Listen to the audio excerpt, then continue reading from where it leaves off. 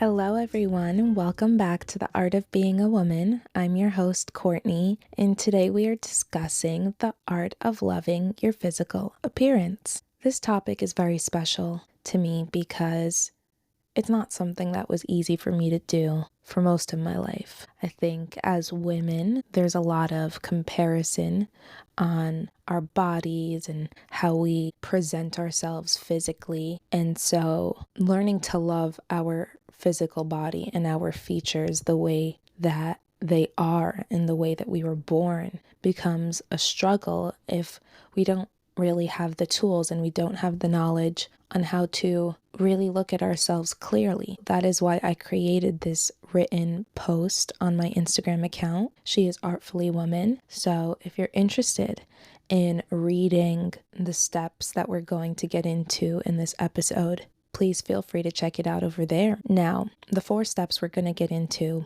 today are as follows. 1, own how you perceive yourself. 2, define beauty on your terms. 3, rebuild trust with your body. 4, love your physical appearance now.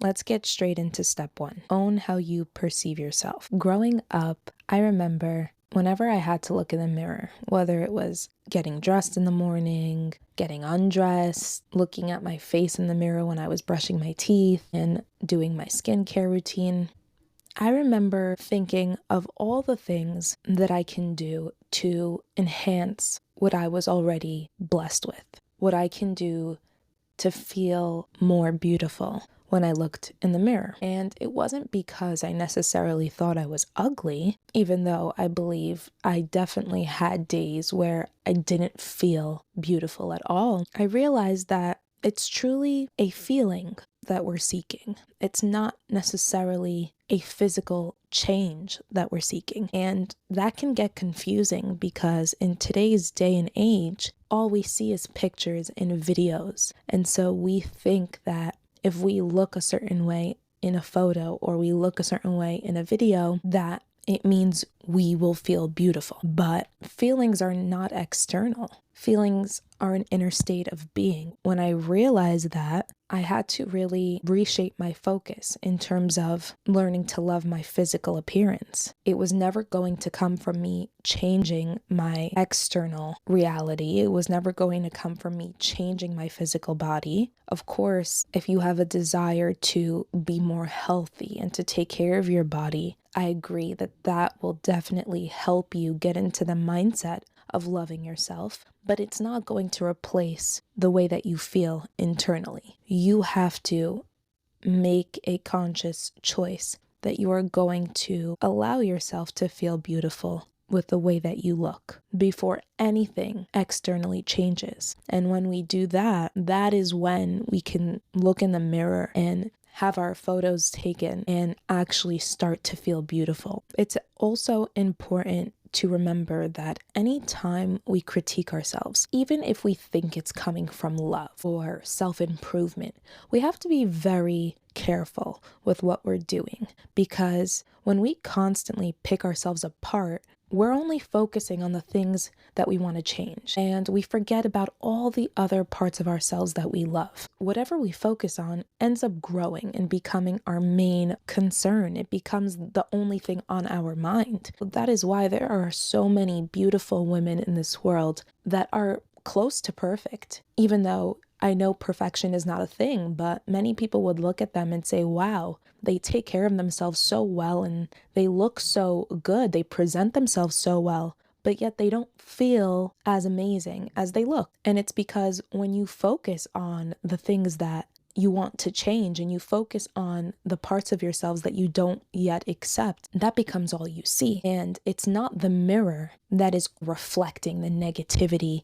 and the judgment onto you. The mirror doesn't judge us. Photos don't judge us. It's the way that we interpret what we see in the mirror. And it's the way that we interpret what we see when we look at a picture of ourselves. And so with this step, I want to be really clear that we are the deciders of how we feel about our physical body. And we can choose to focus on what we love about ourselves, and we can choose to make an effort to love ourselves, even if we're not exactly where we want to be. And slowly but surely, we'll end up loving more parts of ourselves that we had a hard time accepting. Growing up, I have had so many insecurities. And the truth is, I only ever got over my insecurities once I started focusing on the positives. I started focusing on how to enhance what I already have rather than trying to change my nature and the way that I was created. Once I started owning my appearance and deciding that this is perfect, the way that I was created was perfect, and there's someone in the world that has learned to love these features that I have myself, that is when I started to really start pouring into my physical appearance from a place of love and not from a place of judgment and trying to change and be something and someone that I'm not. One more thing that I want to mention before we move on to step 2 is that we can feel beautiful and we can think that the way that we look is perfect right now. But you can also have people around you that might say things that make you question how you're feeling. Like perhaps you go out with a bunch of your friends and they all get complimented, but you don't. Or you put on a new lipstick or you put on a new outfit and you know that you look amazing, but no one says anything to you. And so you're just confused. Like, is this all in my head that I look amazing? Or perhaps I'm not as beautiful as I think I am. If you ever experience a situation like that where you feel amazing, you feel beautiful, but nobody is validating you. No one is telling you that you look amazing, and perhaps it seems like the world is showing you that you are way in over your head. Just know that it's a test, and the test is to not need other people to find you beautiful in order for you to feel beautiful. Because not every day we're going to receive a compliment, and not every day are people going to agree with the things that make us feel beautiful. But it's perfect that we don't always get external validation, because we have to remind ourselves what we're doing this all for. Are we working on feeling beautiful in our own skin so that other people find us beautiful, or so that we feel beautiful in our own skin, regardless of what anyone thinks? Validation isn't bad. It just can't be the starting point and the foundation of our perception of ourselves. Step 2. Define beauty on your terms. In today's day and age, there is so much talk on beauty and how to enhance your beauty, and all these skincare tips and all these hair care tips, and there's trends on different hacks to transform parts of your physical appearance. And honestly, it can be very overwhelming. I know it's overwhelming for me sometimes, because it could seem like, okay, if I'm not engaging in a 20-step hair care routine, do I really care about my hair? And the same thing goes with skincare and makeup and all these things. The reality of that is just social media is a big advertisement.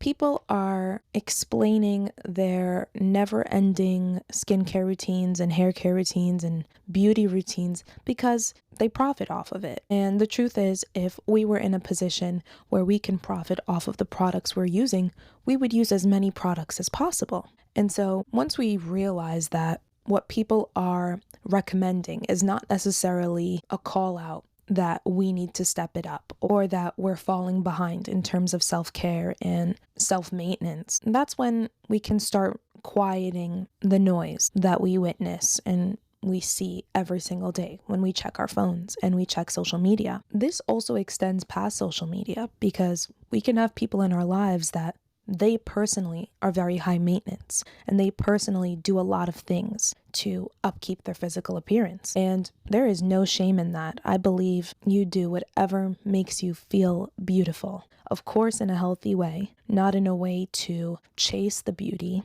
outside of you. But perhaps you're surrounded by people where their standards are higher than your own. Perhaps you're surrounded by people that feel that they need to all have hair extensions, and you're someone that just doesn't agree. You don't think you need long hair to feel beautiful. This is when you have to start defining beauty on your terms, because what can happen is we can be surrounded by so many other people that have their own definition of beauty, and if we're not firm in our own definition of beauty, then we start to get insecure. We might feel like we're not trying hard enough to feel beautiful, or perhaps our own definition of beauty is wrong. The way to create a long-lasting foundation of loving your physical appearance and feeling beautiful in your own skin is by affirming that regardless of what the trends are and regardless of what the people around you are doing, you have your own guidelines of what makes you feel beautiful. And you follow them and you stick to them. The fact that there are no two people that look exactly alike is beautiful in itself. Allow yourself to really look in the mirror and appreciate the features that you were born with. Really appreciate it in its natural state. Appreciate it in the way that it was given to you. Because I don't believe there's any mistakes in this world. There are no coincidences, and there's nothing that happens by chance. So that applies to our physical appearance. And the more that we tap into that truth, the more we will be able to feel that deep self-love and that deep appreciation for our physical appearance. Step 3, rebuild trust with your body. This step is about taking action to show your physical body that you love her and that you appreciate her wholeheartedly. Now, there's the basics. We have rest, feeding yourself healthy meals. Really allow the way that you take care of your physical body to be from a source of love and appreciation always. We also have hydration, movement, and self-respect. All of those are the basic foundations to rebuilding trust with your body. We also have to honor our body's needs as we start to feel shifts in our skin and in our energy levels. As women, I feel like we are very intuitive when it comes to our physical body. We can sense when something is shifting and we can sense when something is changing. We have our cycle. We can tell when we're going to have more energy, and perhaps that means we should eat more food. And then we have moments when we know we're going to be resting, and we should probably not push ourselves too much to get things done as quickly as we usually do. That all is a part of building that trust and that love for your physical body. Some other ways to rebuild trust with your body is to become conscious of your posture. If you search it up online, you'll learn that posture really affects your mindset. I'm not saying to stand up like a soldier, but be aware of how you carry yourself. When you walk into a room, walk with confidence. Walk into a room being proud of who you are and being in the body that you have, because it's yours. And allow your mind to work together with your body so that you show up not only physically confident, but also mentally, because your mindset is confident and your mindset is fueled with self-love. This will affect the presence that you have when you walk into a room. It doesn't matter what someone looks like when they walk into a room. What matters is how they carry themselves. People do not remember the details of what we look like, but they remember our presence. They remember if it felt good to be around us. When we take care of our physical body and we show up like we do take care of our physical body, that is what expresses confidence without needing to look a certain way. It's not about how well you maintain yourself every month. Those definitely play a role, but it's not what creates the confidence and the self-love. And anytime we reverse the order and we believe that if we start changing things outside of ourselves before changing our mindset and the way that we look at ourselves, it's not going to last. It's going to collapse the second that the things outside of us cannot be maintained. Constantly anchor the idea within yourself that beauty comes from within. Beauty is a feeling. You want to feel beautiful, not just look beautiful to other people. It's something that you embody. It's not something outside of you that you have to chase and you have to find and you have to invest in. Step 4, love your physical appearance now. I'm emphasizing the now because there is no reason why we can't do it right in this very moment. As you are listening to this podcast, make a conscious decision to love your body wholeheartedly the way it is right now. It doesn't matter if you want to lose weight. It doesn't matter if your skin is not where you want it to be. It doesn't matter if you don't like the clothes that you wear right now and it doesn't represent you, and it doesn't matter. It's not a milestone that we reach once everything is perfect. That's the biggest lie we tell ourselves. Even if you are someone that loves 99% of themselves, you love everything. You appreciate everything about yourself, but there's one thing that you can't get over. There's one thing you just wish, like, why can't this part of myself just be better or perfect? And let me just fix this one thing, and then I'll really feel beautiful. Then I'll feel perfect. I won't feel insecure for a second. I won't second guess my beauty. Here's the truth with that belief. It's called the just one more thing mindset. Once you achieve that one thing that you think you need to feel more beautiful, something else will pop up. Your mind will find another thing to fixate on to keep you stuck in that endless loop of never feeling good enough and never feeling beautiful enough. And that is why I emphasize that it needs to start with your mindset. You must decide to feel beautiful now, and then let the things outside of you change. Then take action to feel more confident in your skin. But first, it's all mental. We don't want to be on this never-ending chase of seeking beauty. It is the least empowering thing we can do to ourselves as women. Our beauty is God-given. The fact that we are women means we are so innately beautiful. Being feminine is beautiful. And we all have feminine qualities within ourselves, regardless if we feel that we're more extroverted or we feel like we do embody masculine traits. We all have a balance of both. And the femininity within us is a gift. It is what makes each and every one of us so innately beautiful. I hope this episode gave you the boost you needed to choose self-acceptance without focusing too heavily on self-growth. Self-acceptance must come first, and I promise you, self-growth will come afterwards. But it needs to be done in that order, because if we start with the self-growth before self-acceptance, it will all collapse. The confidence that we seek and the love that we seek for our physical appearance comes from choosing to love ourselves as we are right in this very moment, while we continue to evolve and become better versions of ourselves. Thank you so much for taking time to listen to this episode. I hope you have an amazing week. I love you all. Until next time, bye for now.